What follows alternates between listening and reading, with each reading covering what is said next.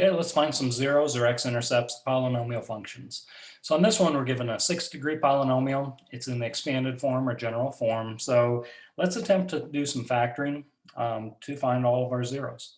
So I'm just going to zoom in here. With our factoring, the first thing you always want to think is, do we have anything in common between all of our terms?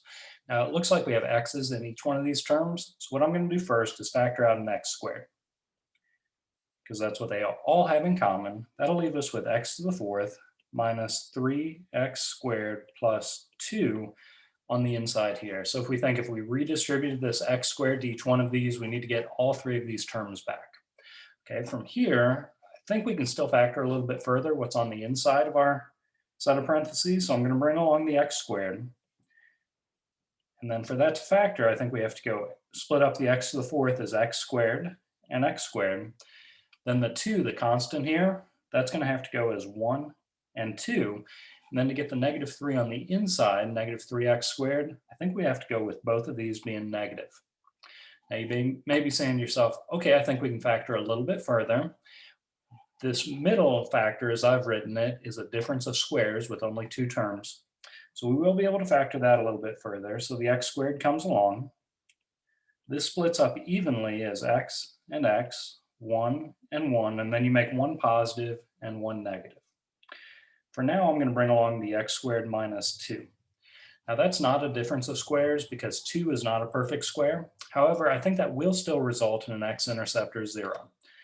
And you could do the same thing, how I'm going to approach this off to the side. If I go ahead and say, I want to know when does x squared minus 2 equals 0, you could have done this with the x squared minus 1 as well. If we set this equal to 0 and try to solve down, we can make this into a power equation pretty easily by moving that 2 to the other side, so adding 2.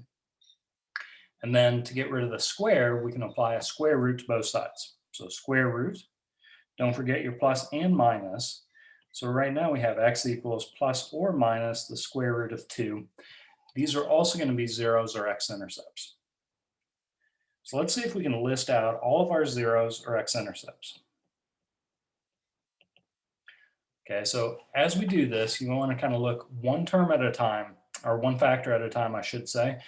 Look for the x's. So we have x here multiplied by everything else. If I were to plug in a 0 for this x, it would make that factor equal to 0. And since everything's multiplied together, it would make the entire function equal to 0. For the x plus 1, this factor, if we plugged in a negative 1, we would get a 0 for this factor. For the next one, x minus 1, if we plugged in a positive 1, we would get a 0. And for this last factor, the x squared minus 2, we set that equal to 0, and we came up with 2 different zeros, or x-intercepts. We said negative square root of 2, and positive square root of 2. All right, so these are all the zeros. Let's see if we can factor this completely. So to factor this completely, we've already factored the x squared, the x plus 1, the x minus 1, but then that last x squared minus 2. We can actually do just a little bit more factoring here, as long as we understand that zeros and factors go hand in hand. So off to the side here, let's remind us that it's always x minus whatever we calculate as being a 0.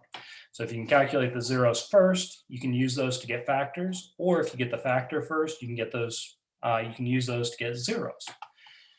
So because we know that square root of 2 is going to be a 0, we can say x minus the square root of 2 would have to be a factor.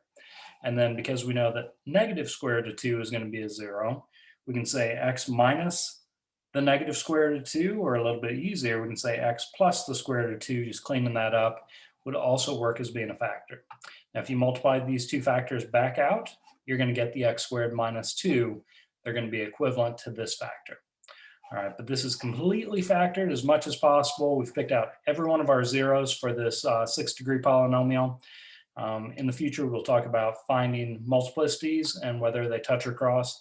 This is going to have a multiplicity of 2 because it's raised to the second power. All the rest of them have multiplicities of 1, evens touch, odds cross. Hope this helps out as you're trying to find x-intercepts. Good luck.